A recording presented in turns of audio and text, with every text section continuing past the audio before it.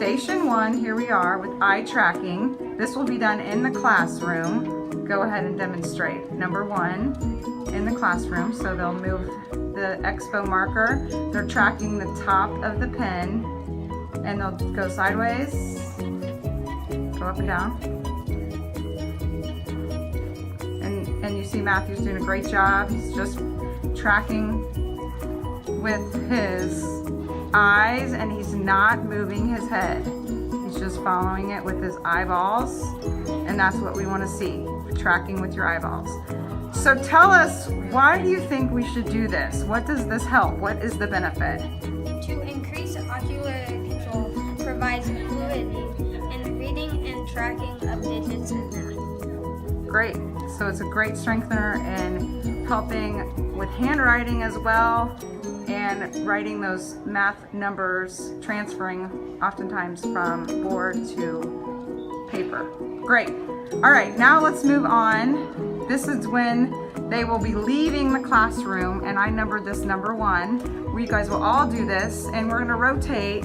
This time we're gonna go backwards, and they're gonna use the handrail to guide them as they step backwards. Go ahead, boys, you can all go and use the handrail. So 2 at a time will leave the classroom and walk down backwards, guiding themselves with the handrail.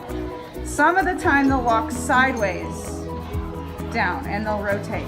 All right, go ahead and move to station number 2, which is still the active station. And we forgot to say why, but we'll do that in a minute. So they're cross connecting their opposite arm and opposite leg. Go ahead and stop when you get to the jumping. So they're still connecting opposite, opposite, all the way to they're at number 3. Go ahead and you flip it to number 2. Tell us why we do the backwards walk. Step-ups help students learn how to do things without looking and increases motor planning. It increases the spatial concept of time and space, allowing a student to maneuver better in the classroom or in everyday life events. It also increases brain organization. All right, and then number 3, skip through, and we just did that. Midline touch helps develop laterality, sidedness in students by building the corpus callosum, connecting neutral pathways between the 2 hemispheres of the brain, which speeds up brain processing. Great. All right, so that's very important with all of the minds in motion, is cross-connecting the 2 hemispheres of the brain. All right, here we are at the broad jump, and we'll go ahead and jump from the starting line. This is number 3.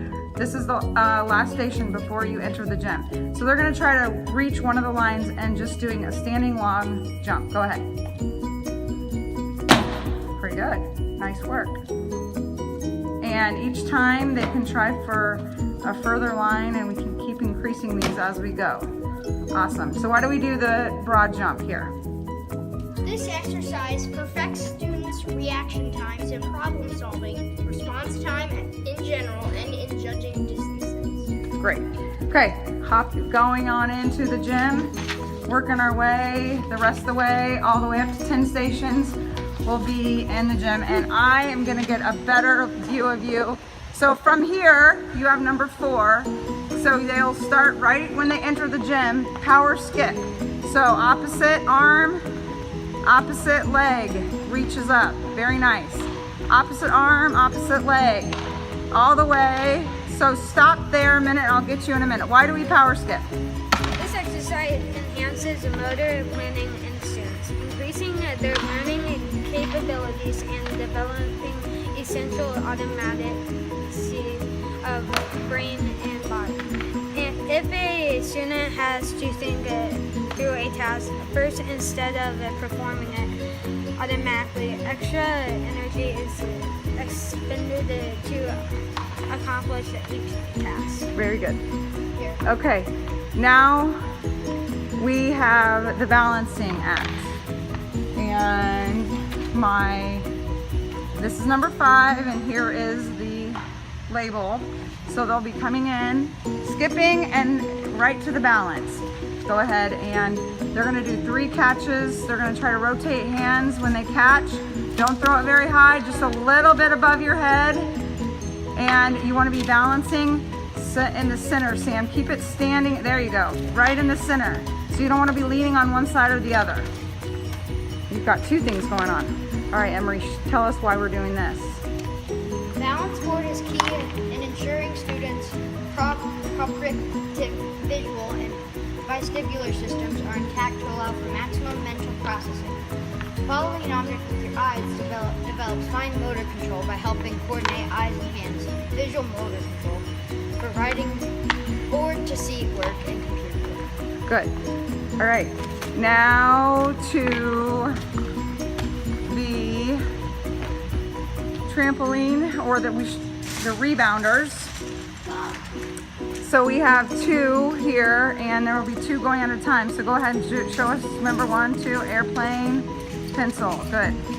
And then they're just essentially just trying to keep their legs still.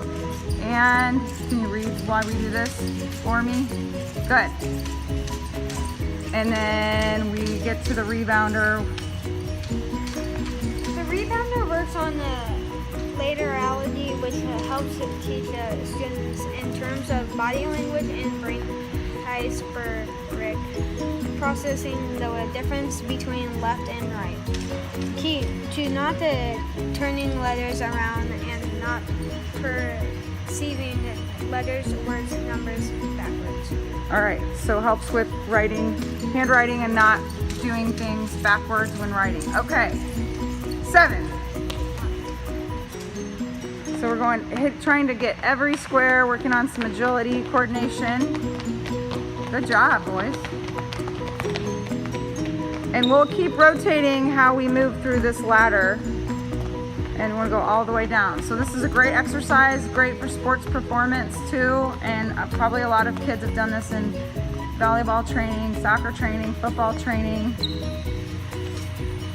Why do we do this? What is the science behind this? The rebounder. Turn it.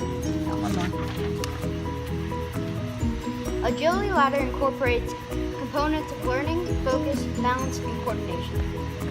This type of training stimulates richer connections among multiple brain regions by demanding them to work together, which correlates and improves learning for the classroom.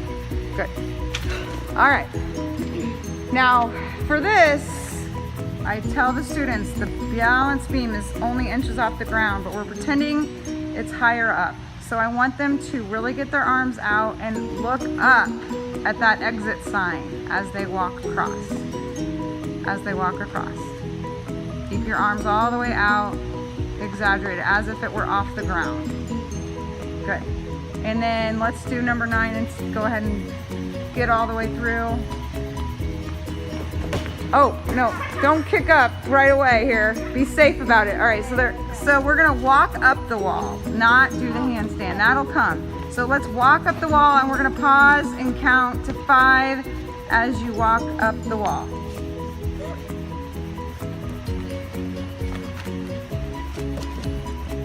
And this is number 9, and we'll finish over here with 10. And so for jump rope, we're gonna do 10 forward jumps and then 10 backward jumps. And then you're gonna switch your hands and go backwards for 5 as well. Or 10 and 10, I said. So 10 forward and then try to rotate it and go backwards. Which is interesting because a lot of kids, when you first learn to jump rope, they start and they always go backwards. So forwards and then rotate it and go backwards. And it becomes awkward to us when we try to do backwards because we're used to forwards. As we age, we do it more forward jumping instead of backwards. So try for 10 of each direction. Good job. Good job. And we'll get to more of the whys here. Who wants to read? What's the benefit of the balance beam? We're almost done. Balance development in students alleviates clumsiness and disorganization and improves visual motor control such as spacing letters and numbers on a line, size, constancy of letters, staying between 2 lines on paper when writing. All right, 2 more.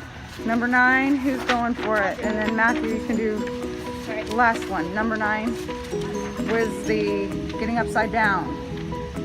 Pushing develops fine motor control in handwriting.